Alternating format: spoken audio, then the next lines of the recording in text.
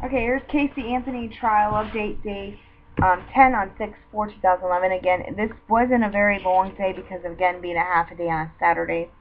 I do have to say a lot of stuff that we heard. Um,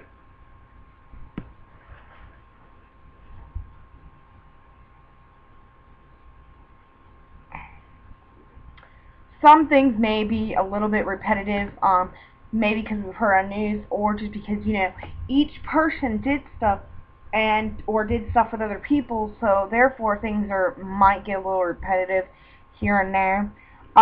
State witness Karen Corso.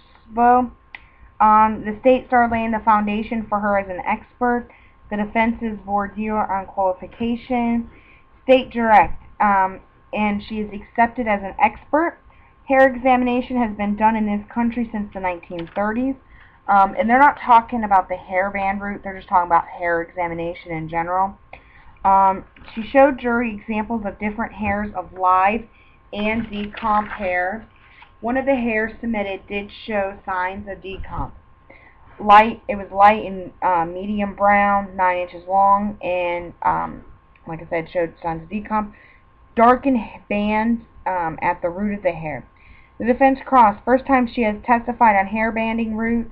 Study has shown that banding can be seen as early as 8 hours.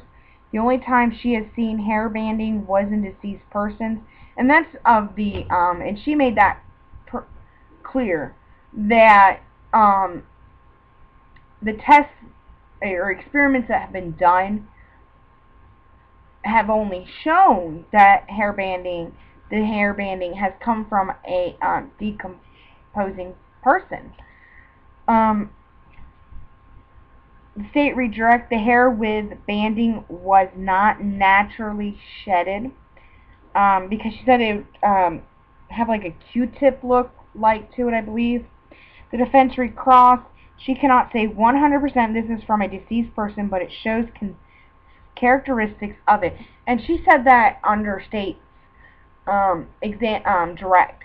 She done said that I cannot 100% say, because the studies that have been shown have shown that it has come from a decomposition. They have nothing to disprove it, that it doesn't, but she still can't say 100% sure because there's nothing, other tests or whatever, but, that it is what it is. State witness Mike Vincent, CSI Assistant Supervisor for Orange County, assisted Gerardo Blosi, on 7/21/2008, he collected air samples. Process of air samples sucked out. He witnessed it and observed most of it. He said he didn't really do a lot. Process air samples sucked out air with large syringe and put it into 2 plastic bags, as well as a filter placed in the trunk and closed again. Second attempted on air samples. 2 types of air filters hung in the trunk. At this point, Casey looks very bored. Did not change or alter the gas cans that were collected from the Anthony home from the time he picked them up to the time they had that picture taken that they showed to the jury. Defense cross. Did not call media when he processed the car for blood to try to find blood. Now, he's talking about when the media was there and the car was in the garage bay and the door was open or closed or whatever, or was closing. And I didn't call, he said. What? Somebody made a good point. First of all, this was a big news story at this point. They were at the Anthony's home 24/7. So, of course, when that car was towed, of course the media was going to follow. About air samples, he would not call it an experiment. Laughing during defense cross. He did not do the air samples. It was done by someone else. He only observed. Did not find fingerprints on the gas can. State's redirect. Basically just going over, just clarifying some things. The jury went out for the day, for the recess until Monday morning. And as before she left, Casey was talking very intense, to Jose Baez. It was,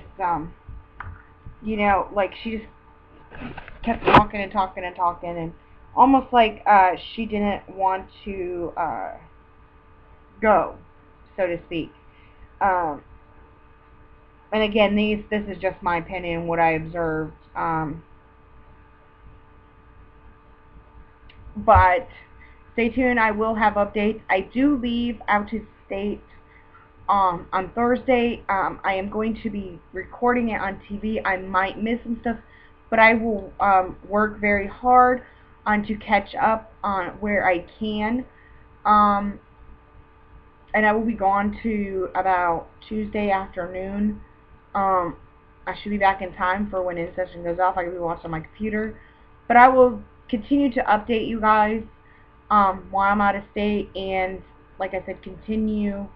I might have to update after I come back so I can watch it on the TV and also search it on the internet um, to kind of find out what I've missed out on. Um, Again, any questions, please don't hesitate to comment.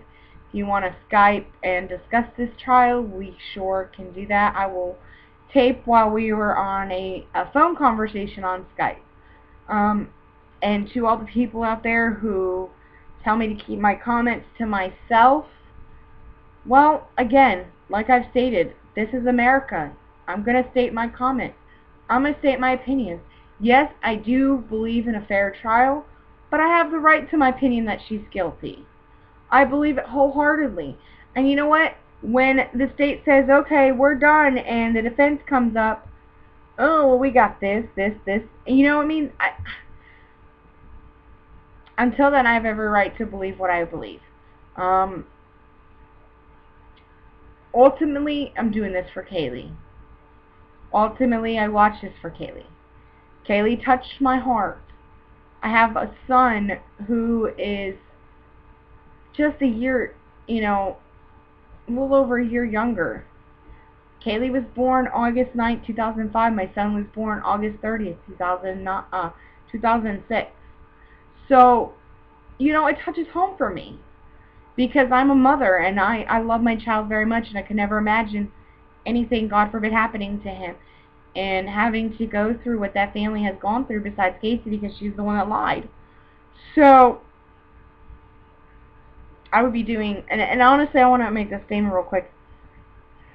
If I was on trial for murdering my child and I didn't do it, or I didn't have anything, I didn't kill my child, or whatever the situation may be, whatever the defense wants to throw out there now, I swear to God, I would be a hot mess. They would literally have to sedate me. And even then, they better knock me out. Because that's just the way I feel. And I understand that she may not, whatever, her attorneys may be advising against that. But that's just the way it is. So I hope everybody has a good night. Stay tuned for day 11.